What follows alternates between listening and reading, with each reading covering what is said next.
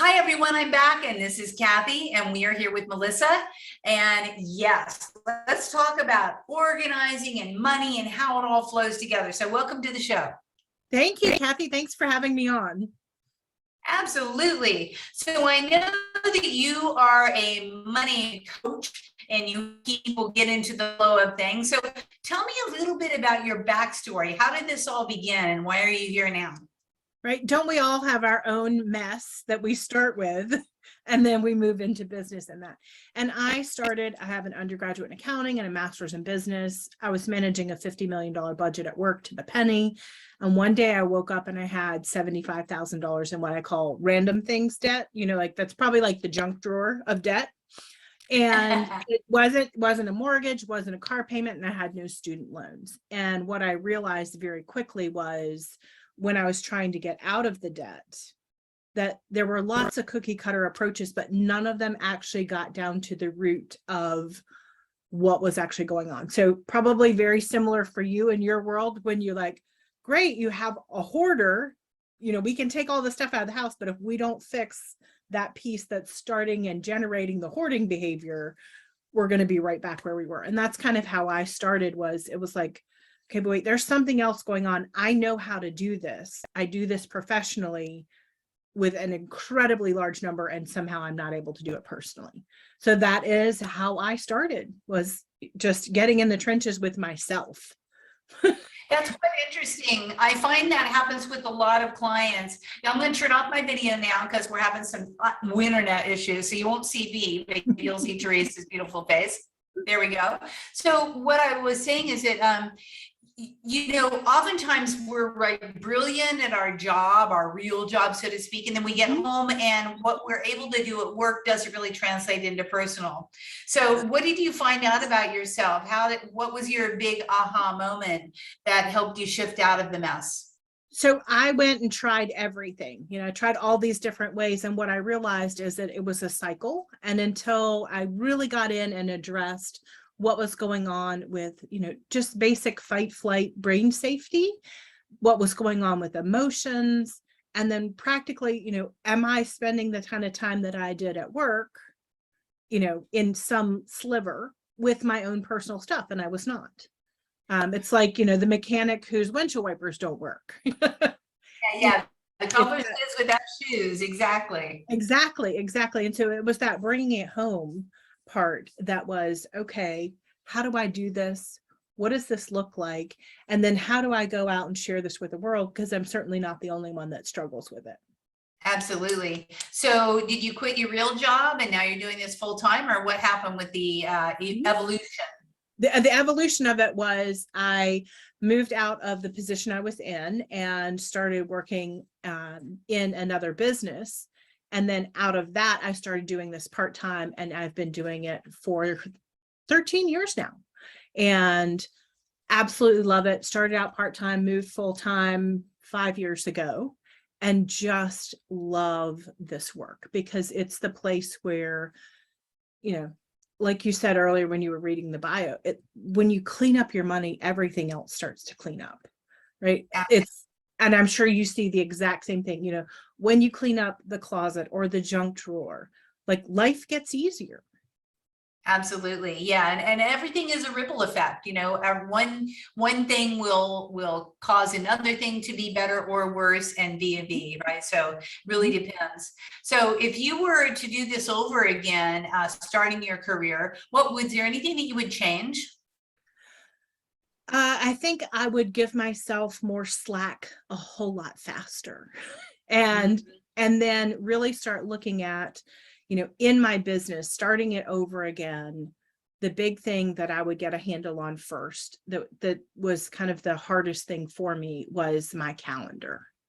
And once I got control of my calendar and my time, I started realizing that I could see so much.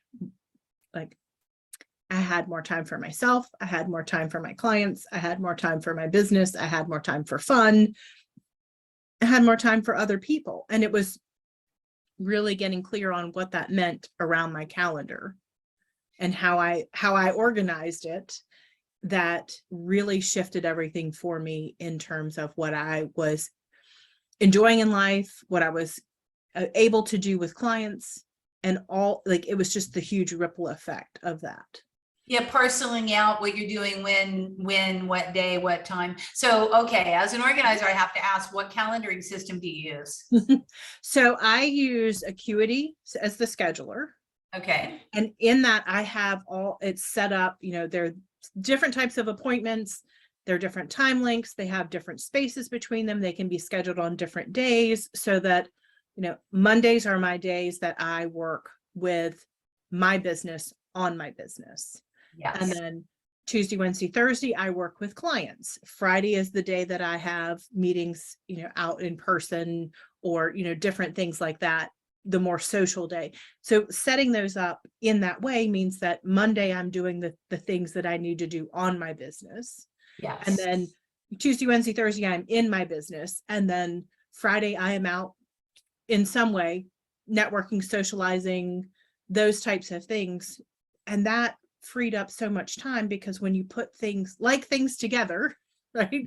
But put all like things together in a bin and it works. And oh, girl, you're talking my talk. I know. It really became, what I realized was that when I got control of my calendar, I got control of my time, which also meant, time is money, time is freedom, time is enjoyment. And so it really began to shift the rest of the things, because then I wasn't, rushing to get from one to another. Like, why on earth did I do this to myself? Right. We all do that in business. Why did I do this to myself? I don't know. Yeah, exactly. And I always think, if you don't know what you should be doing, you know what, you don't know what you didn't do. So Right. having some type of a strategy and overall idea of what you're doing with your week is so huge and so powerful. You can get so much more done if you just simply do that, plan in advance, even if things don't come through, because everybody has the best laid plans and they all fall away sometimes. But again, if you know what you should have been doing, you know what you didn't do, and then you can catch up and do that. When it's almost giving a structure to it, and if the structure is just kind of a loose structure, and then the things get moved around, because that's life.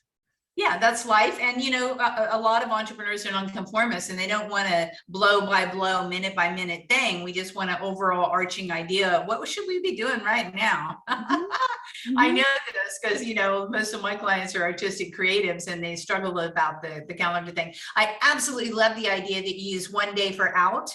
And make it a Friday. That's perfect. Seeing all your outside appointments together. So you're on the ball, girl. So what's the best piece of advice that anybody's ever given you when it comes down to business or even personal life? Well, I think it is understanding the value that each of us brings to the world just by being ourselves. And by being ourselves, then we get to go and do the things that we want to do. And I think it's the value piece that I see most often in clients, where they are not understanding their value, not charging their value, not being in their value as themselves personally, and then adding the value that they bring from their work on top of that.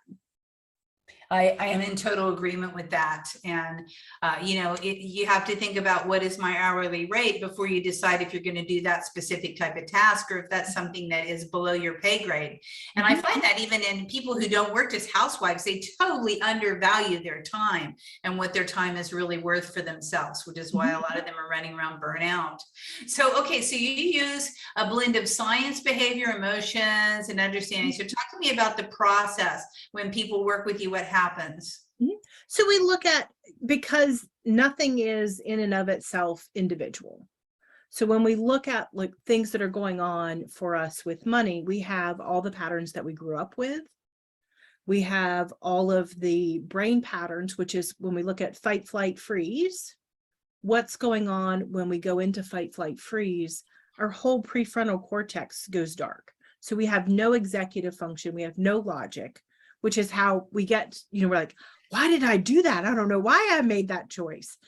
And what happens is all of our logic goes offline. So when we can regulate the autonomic nervous system in that brain science side of things, then we can make better choices. So that's a big piece of this. And then we look at, what are the emotions around money? and how are those influencing how we feel about things. Like if we really desire relational security, we may make bad financial choices based on trying to make someone else in our relational circle feel better. So we start looking at the emotions of it, and then we get really just into the practical. What are the numbers? What's coming in? What's going out? And I think that's the holistic approach. Whereas most times when you come and step in to say, okay, I need to figure out my money, they're like, spend less and save more. Just spend less and save more, Kathi. It's fine. Just, right? Just do that. And I say, well, we have a very equivalent to spend less and save more, and that's eat less and exercise more. And that obviously doesn't work because we have a multi-billion-dollar diet industry. And if that worked, then it would work, but it doesn't work. And so when we look at money, we need to look at it from a more comprehensive approach.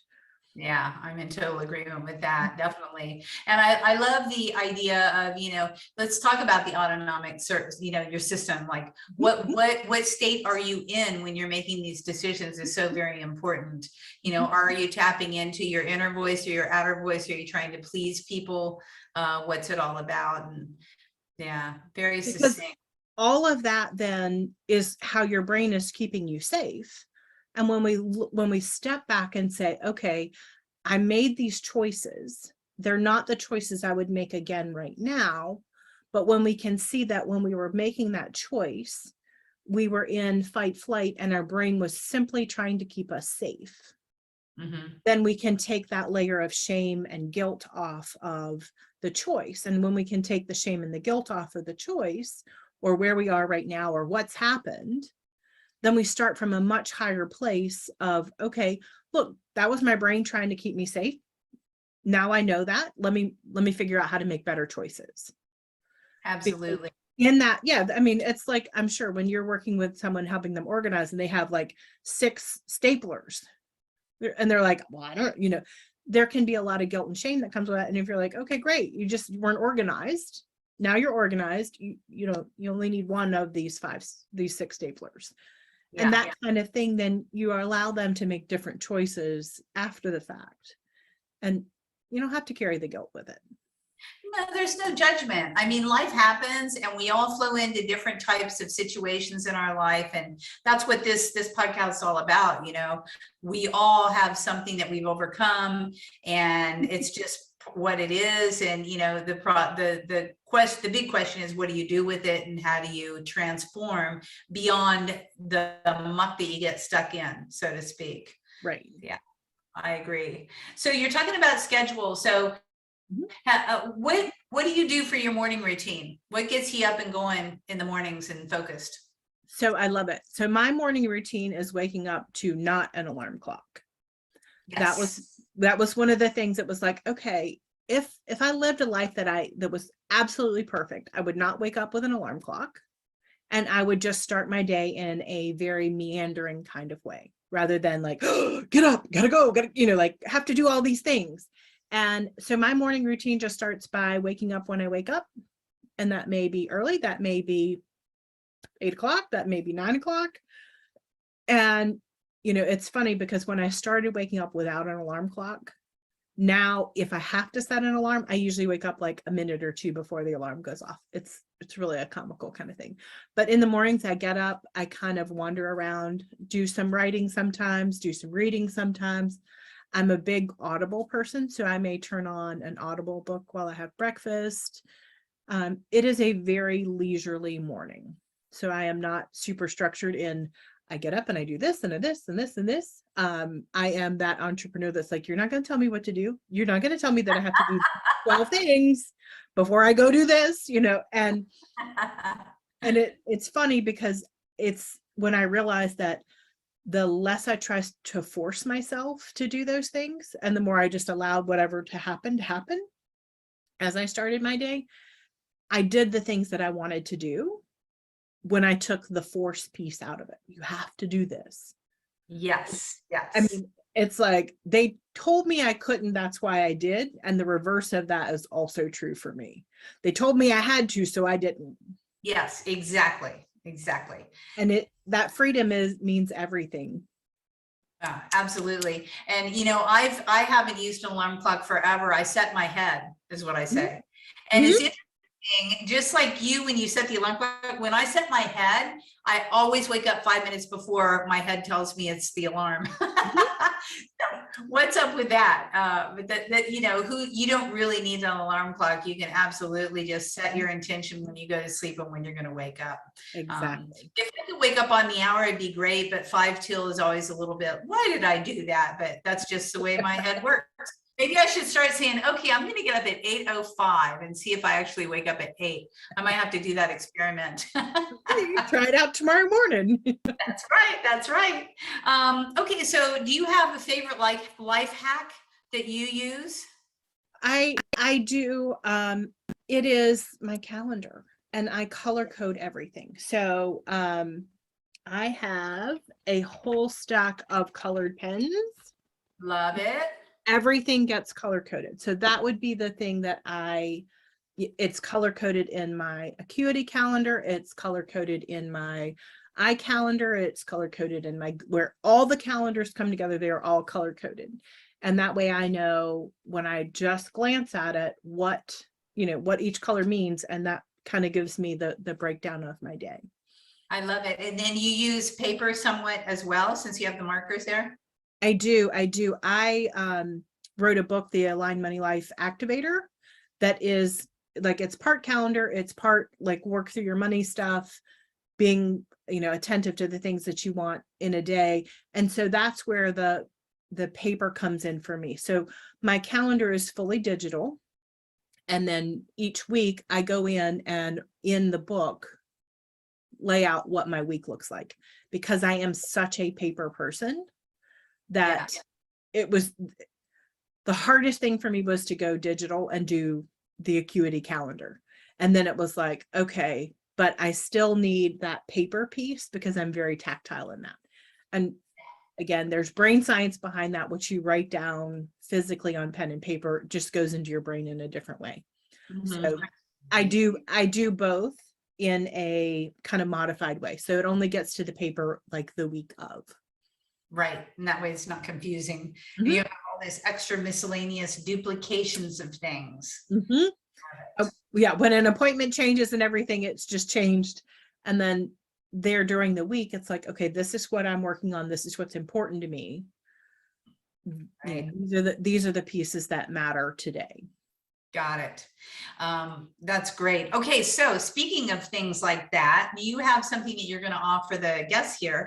I'm going to try to turn on my video, see if it will actually work. We'll see. Here I am.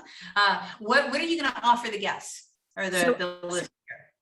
I have a profitable calendar checklist that gives you, a layout of what to think about in like using a calendar like Acuity, or laying out your calendar so that you have a way to kind of think through the things that most people are not thinking through when it's time to go from paper or, go from just individual there on your phone to sharing your calendar out in the world. And it's just a super easy checklist to go down. It's things like, are you blocking out holidays on your calendar? Right? Because as soon as you share your calendar with the world, that gives people the ability to like put time slots in, and like, how far out do you want to do those? And, like, can they schedule this afternoon? No, that's not a wise choice. And how to kind of, because when you start doing it, you don't know what you don't know. Yeah. And then it's like, oh, well, if I block this day as my day and this day is the day out and this day is, oh, well, this is much easier, right? It begins to lay out just how you like walk through deciding those things. Are you better in the morning? Are you better in the afternoon? Right? If you're like sharpest first thing in the morning and that's when you want to meet with clients, great, then do all the other stuff in the afternoon, if vice versa. And so it's just a nice, easy checklist to walk through the steps of like, what do you need to think about when you're setting up that calendar to make it profitable for your business? Yeah, that's wonderful, because everybody should use an online calendaring program. I use Calendly, Acuity, whatever it is. And you're right, if you don't really think about it, then, someone pops in for 15 minutes in the middle of a big thought project that you're doing. Or most importantly for me, I want to make sure that I can get to my Pilates when I'm supposed to get to my Pilates. So I've got to cut off appointments at a specific time, or then health just goes away. So I think the checklist is super valuable, and I would recommend everybody download it, even if you're using something like that, because I think it's going to kick in your brain maybe something that you might have forgotten about what to do to protect yourself on your calendar, because the calendar is a huge tool when used properly, and you don't get any surprises. Well, I mean, it's either a tool or it's a way that you are abusing yourself, because you don't realize, oh, well, I blocked this here and this here. And so now I'm in, I'm driving 30 minutes that way and I'm driving 45 minutes that way. And, it's one of those, once you figure out, okay, here's a great things to think about, then the calendar actually becomes part of your profitability instead of a liability. Ooh, that's a good quote right there. There you go. Let your calendar be profitable, because that's the thing, is left unmanaged, it becomes a liability rather than an asset. Yes, absolutely. As do most things. We can take that all. Yep. Very, very true. Yeah. Well, make sure to download this checklist. I think it's going to help you a lot.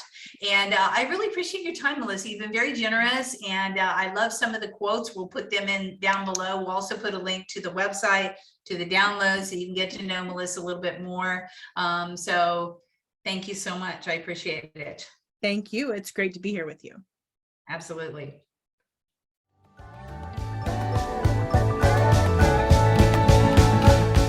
Hey, thanks for listening to this podcast.